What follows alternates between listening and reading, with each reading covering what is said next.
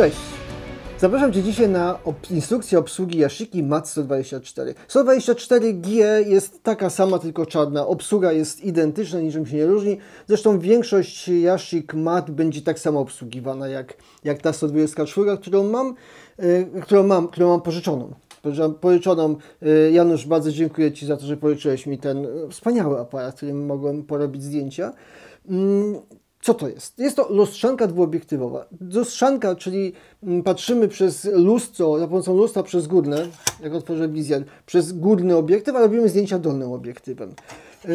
To od czego byśmy zaczęli? Parametry techniczne, migawka od 1 sekundy do 1/500 części sekundy, obiektyw 80 mm ze światłem minimalnym 3,5, 80 mm przy średnim formacie. To jest odpowiednik tego standardowego, powiedzmy 50 mm dla pełnej klatki, czy dla formatu 35 mm. Zacznijmy od tego, co w ogóle, jak to wygląda, jak jest zbudowane. Od góry mamy, jeśli otworzymy klapkę, nie ma żadnych zapinek. Otwieramy klapkę, mamy wizjer, w którym jak spojrzymy, widzimy, jak ustawić ostrość. On ma raster i ma kliny po środku do ustawienia ostrości. Wygodną rzeczą jest to, że mamy tutaj jeszcze lupkę. Żeby lupkę otworzyć, muszę popchnąć tu klapkę z przodu, leciuteńko i lupka mi sama wyskakuje.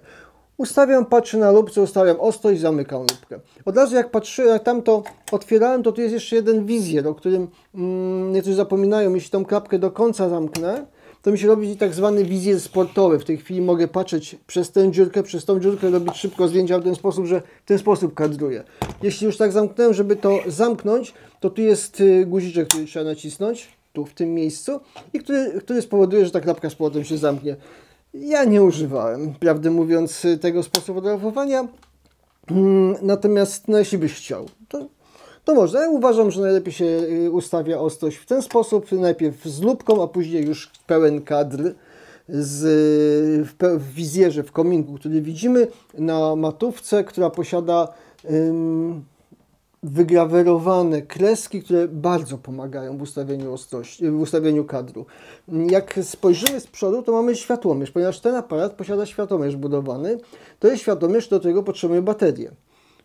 Bateria typu PX625 1,35 V. Niektórzy mówią, żeby nie używać baterii 1,5 V, bo mogą popsuć. Inni mówią, że nie ma problemu, używa i nie popsuło się nic. W związku z tym, że to jest nie mój aparat, dlatego ja nie używałem w nim baterii 1,5. Mam jedną baterię 1,35 V, ale to tylko po to, żeby przetestować, jak to działa, a ogólnie robiłem nim zdjęcia używając światłomierza zewnętrznego, który jest, czy używając, niektóre zdjęcia robiłem używając aplikacji w telefonie i też dobrze mierzy światło. Natomiast jeśli chciałbym korzystać z tego światłomierza, muszę założyć baterię i wtedy tu za pomocą pokrętełka z boku ustawiam czułość, a za pomocą mamy dwie kreski. Jedną czerwoną, która się zmienia w zależności od światła, ale też od tego, jaką ustawimy czas. Nie mam baterii, więc teraz nie zmienia się. Natomiast drugą muszę dopasować, zmienia się od przysłony. Jeśli te dwie kreseczki zgramy razem, wtedy jest dobrze ustawiona ekspozycja. Ten miernik tu z tej strony mierzy światło i wtedy możemy zrobić zdjęcie. Parametry ekspozycji widzimy tu z przodu, tu od góry patrząc, natomiast ustawiamy je dwoma pokrętłami. Jeden, drugi. Jednym ustawiamy tu, z prawej strony. I pamiętam, bierze go i się obsługuje odruchowo. Aha, ten. Z lewej strony ustawiamy przysłony, a z prawej ustawiamy czasy. Jest to wygodne, czerwone tutaj u góry są czasy, pod spodem na czarnym tle są przysłony. Bardzo wygodnie i przyjemnie się to ustawia. Jak patrzymy z przodu na obiektyw, no to mamy jeszcze, co mamy tutaj? Spust migawki po prawej u dołu.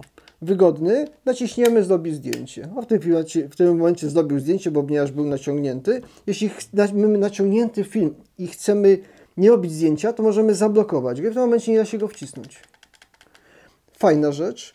Z lewej strony, po lewej, tu u dołu, mamy samowyzwalacz, a u góry mamy przełącznik synchronizacji lamp błyskowych. X, czyli lamp elektronicznych, i M lamp spaleniowych. Przy czym od razu ja proponuję włączyć to na X i nie ruszać. Z tego powodu, że z niewiadomych powodów jest tak, że ten samowyzwalacz zależy też od przełącznika. Jeśli ja będę miał przełącznik w pozycji M, czyli baterie, lampy spaleniowe, to nie powinienem naciągnąć. Tak jak tu, nie da się naciągnąć samowyzwalacza, ale jeśli się uda naciągnąć samowyzwalacz, to się go popsuje. W związku z tym, żeby używać samowyzwalacza, trzeba mieć obowiązkowo na X przełączone. W tej chwili mogę... O, udało mi się naciągnąć samowyzwalacz. Przewiniemy migawkę, zrobimy zdjęcie na samowyzwalaczu. No, nie wiem, około 10 sekund. Zrobi? Zrobił. Od razu to tak, to tu omówiliśmy. Gniazdo do lamp błyskowych, tutaj takie mało. Tu jest stopka do lamp błyskowych, nie gorąca, tylko tak zwana zimna, czyli ona nie ma żadnego styku. Lewa strona. Z lewej strony mamy pokrętło do ustawiania odległości, czyli ostrości. Jak widać, cały przód obiektywu, obydwa obiektywy się jednocześnie przesuwają i tak ma być. Na skali tego pokrętła widzimy, jaką odległość mogliśmy ustawić, jaką ustawiliśmy. Możemy też zgrubnie ustawić, wiem, że 5 metrów, to od razu mogę sobie tutaj ustawić 5 metrów, mniej więcej. Nad tą pokrętłem jest taka jeszcze dodatkowa skala, pokazuje głębię ostrości dla danej przysłony, którą używam, w stosunku do odległości, która jest ustawiona. Czyli na przykład ustawmy przysłonę 8, odległość niech będzie te 5 metrów, czyli między 4 a 5 jest 5 metrów, między jest 4 a 5. I w tym momencie przy przysłonie 8 wiadomo, że wszystkie obiekty, które są od 4 do 7,5 metra, wszystko będzie ostre. Co jest wygodne przy szybkim fotografowaniu, ponieważ możemy w ten sposób przewidzieć głębię ostrości i później nie musimy już na oko ustawiać tutaj, tylko już wiemy, jak będzie ustawiona głębia ostrości. Te dwa pokrętła, tu i tu, są pokrętłami do zakładania filmu. Za chwileczkę otworzymy pokrywę. Z drugiej strony mamy pokrętło do przewijania filmu i naciągania migawki. Takie coś, że się kręci w kółko, to jest tylko wtedy, kiedy nie ma filmu w środku. Normalnie byśmy poczuli opór i koniec. Żeby zrobić zdjęcie, to pokrętło musi zawsze wrócić do początkowego, czyli do tego górnego położenia. W innym położeniu, jeśli będzie, to naciskanie spustu nie spowoduje zrobienia zdjęcia. Nic. Cofnę go, zrobił zdjęcie. Dlatego jak ktoś przewinął film i chce nacisnąć, coś się stało. Obowiązkowo cofnąć do samego końca i zrobić zdjęcie. Nie trzeba chować, tak jak niektórzy, widziałem jak kogoś na filmie, że przesuwał i chował do środka, żeby mieć, nie wiem, pewność, że jest na pewno cofnięty do tego położenia. Nie trzeba. To jest tak, że w pewnym momencie już się nabierzesz wprawy, bo ono się kończy w różnych miejscach. Będzie widać, jak założę negatyw. Cofam zawsze do pierwszego położenia i robię zdjęcie. Wygodnie i przyjemnie. Tu mamy jeszcze, oprócz tego mamy rodzaj ekspozycji, czyli ile tutaj, czy jest zielone, czy czerwone, czyli czy będziemy robili na filmie 12 czy 24-klatkowym, a tu mamy pokazane, cały czas w tej chwili jest literka S, czyli początek, pokazuje nam, którą klatkę zdjęcia robiliśmy. Pod spodem mamy pokrętło odblokujące tylnią pokrywę, wygodne, porządne, ponieważ trzeba się nim trochę pokręcić i jeśli otworzymy tylnią pokrywę, to mamy w środku informację. Klapką, jeśli ją obrócimy, to zmieniamy, czy mamy 12 czy 24. W tej chwili jest pokazana, że jest 12. Będziemy robili na 12-klatkowym filmie, czyli standardowym filmie typu 120. Przypomnijmy sobie, jaki do niego wchodzi film. Standardowy. Film typu 120, może być to FOMA, może być to IFO, może być to Rolej, może być to, co jeszcze przyjdzie Ci do głowy, natomiast to ma być 120, nie 135, czyli w małej kasecie, tylko 120. Film, który zakładamy przy pełnym świetle. Żeby go założyć, jakbym go otworzył, to już było otwierane. One są nowe, nie te, natomiast on normalnie jest jeszcze w folii i tak wygląda nowiutki film. Nowiutki film, nie ma tego, że ja go zaświetlę, jak będę nakładał. Tu jest taka ilość papieru na nim nawinięta czarnego, że ja mogę go bezpiecznie w każdych warunkach, nawet przy pełnym słońcu, ale to lepiej zawsze schować się lekko w cień, mogę go założyć do aparatu, nie muszę robić tego w ciemni, w studio, gdzieś w jakichś specjalnych warunkach. I co? Położę go sobie płasko. Zacznijmy od tego, że pierwszą rzeczą to musimy przełożyć rolkę, która bardzo często jest na dole, do góry. Więc nie wiem, czy kamera górna to będzie ładnie obejmowała. Wyjmuję rolkę z dołu i zakładam rolkę do góry. Do tego są te pokrętła, które po prostu odciągam. Wkładam rolkę.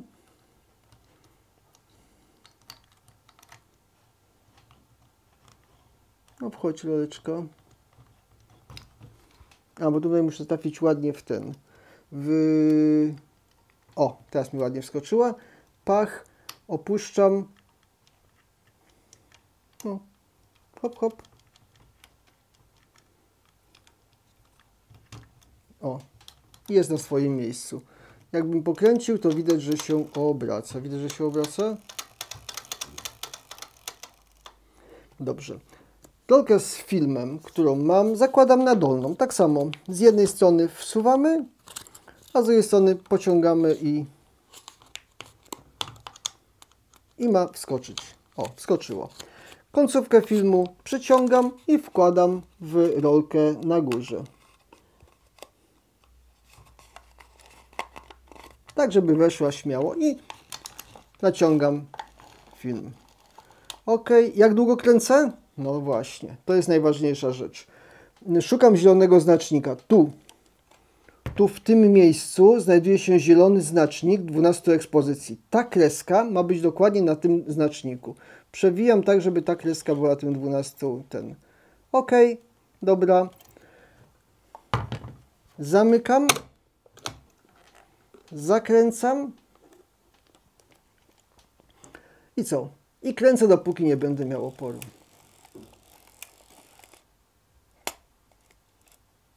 Jest opór. Cofam i mogę robić zdjęcia. On pokazuje mi w tej chwili, jak spojrzę, że mam pierwszą klatkę, tu jest jedyneczka i że mogę zrobić pierwsze zdjęcie. Jak robię pierwsze zdjęcie? Oczywiście najpierw zaczynam od światłomierza, używam tego zbudowanego, który jest synchronizowany z poglądami lub swojego zewnętrznego. Mierzę, tam powiedzmy na lampę, wychodzi mi, że przy tej czułości filmu mam przysłonę, na przykład przy przysłonie 5,6, jedną 250 część sekundy. Patrzę w to miejsce, 1/250 część sekundy, przysłona 5,6. Ustawiam ostrość, celuję, nie widzę, więc ustawiam ostrość tak, żeby ustawić, ustawiłem ostrość tak, żeby było dobrze. Jest, zamykam i teraz zaczyna się zabawa. Jak nie masz wprawy, to trafianie jest dziwne, ponieważ obraz w wizjerze jest odwrotny. Ja widzę, że chciałbym, żeby ten statyw przesunął się, jest źle, więc ja przesuwam go kurczę, ja nie mam już tego problemu, ponieważ to jest tak, że ja wiem, w którą stronę należy przesunąć, żeby to było dobrze. W tą czy w tą stronę. Linie, które są na matówce, pozwalają mi właściwie wyrównać poziom, żeby nie mieć pochyleń, bo bardzo często są właśnie takie pochylenia, na początek przynajmniej. Ciężko jest trafić i zdjęcia są pochylone, więc po to jest, żeby to było prosto. I jak już jest wszystko zrobione, pstyk. Jeśli tego pstyku nie było, to znaczy, że moje pokrętło nie było w właściwym położeniu. Ale teraz tak. I przewijam do następnej klatki.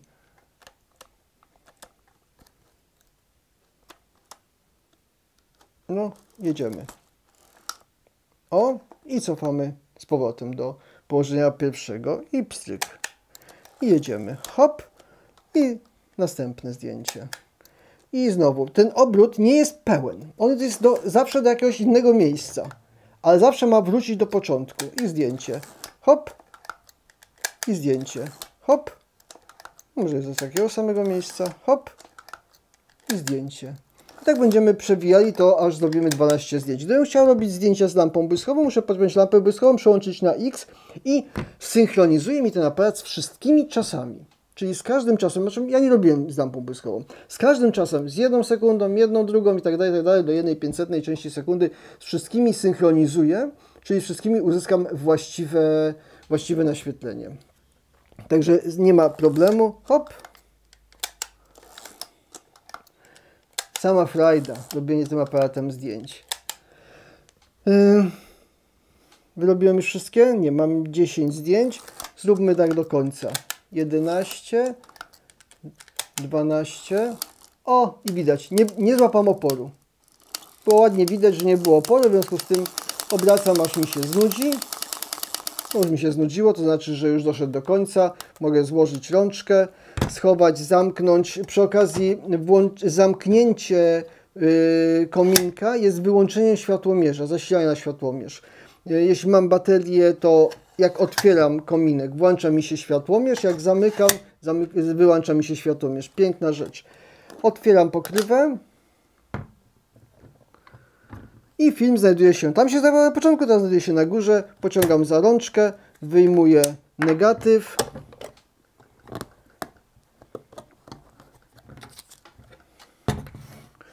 Mogę go teraz zakleić, napisane jest na nim naświetlony, w odróżnieniu od negatywu takiego samego, na którym jest napisane, że jest nienaświetlony. Nie da się pomylić, tu jest na przykład start napisane, na tym jest napisane start, a na tym będzie napisane, że jest nienaświetlony, a on jest zaklejony z powrotem. A tu jest naświetlony, więc nie da się go pomylić, odkładamy na bok, wołamy według zasad, jakie powinny być, albo oddajemy do punktu. Jest to, moim zdaniem, jeden z najprzyjemniejszych, najprostszych średnioformatowych aparatów do tego, żeby nim fotografować. Fotografuje się nim naprawdę bardzo łatwo, obsługa jest prosta. Najtrudniejsze z tym wszystkim jest wycelowanie, już jak się patrzy w kominek, wycelowanie w obiekt i trafienie. To na początku wymaga pewnej wprawy, ale naprawdę zrobisz tym 2 filmy i będziesz już bez problemu go obsługiwał i zaczniesz czuć przyjemność fotografowania tym aparatem. Także polecam Ci fotografowanie Yashiką, bo to MAT 124, bo to bardzo sympatyczny aparat, a mam nadzieję, że dzięki tej instrukcji obsługi wiesz, jak to zrobić. Także dziękuję Ci za uwagę, zapraszam do oglądania innych filmów i do zobaczenia.